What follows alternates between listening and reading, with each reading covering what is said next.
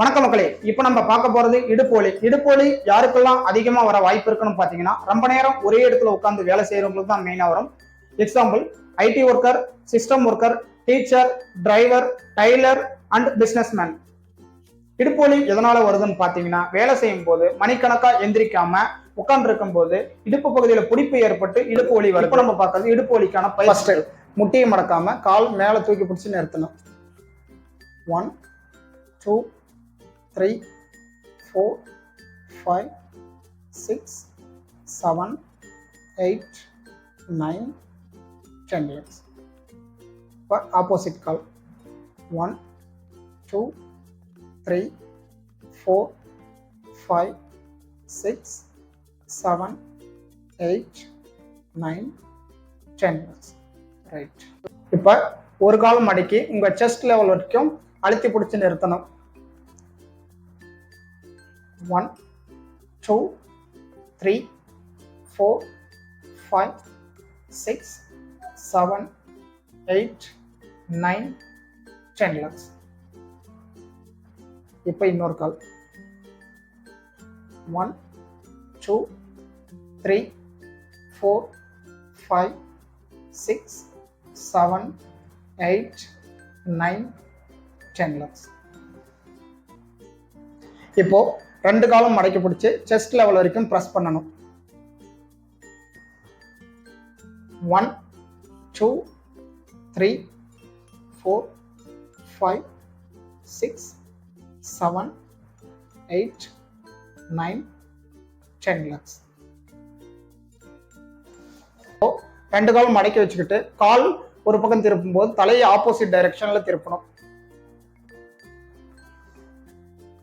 1 2 3 4 5 6 7 8 9 10 lakhs. இப்போ அப்படியே opposite டைரக்ஷன்ல 1 2 3 4 5 6 7 8 9 10 lakhs. இப்போ ரெண்டு காலும் மடக்கி வச்சுட்டு இடுப்பு மேல தூக்கணும்.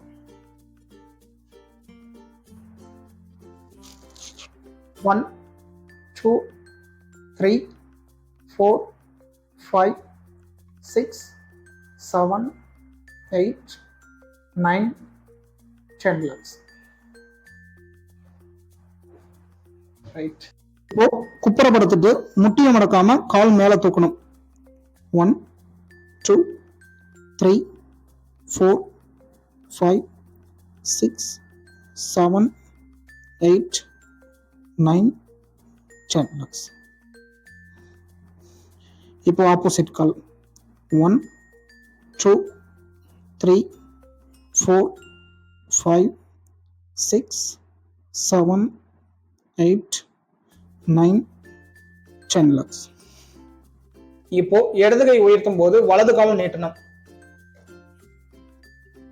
1 2 3 4 5 6 7 8 9 10 lakhs.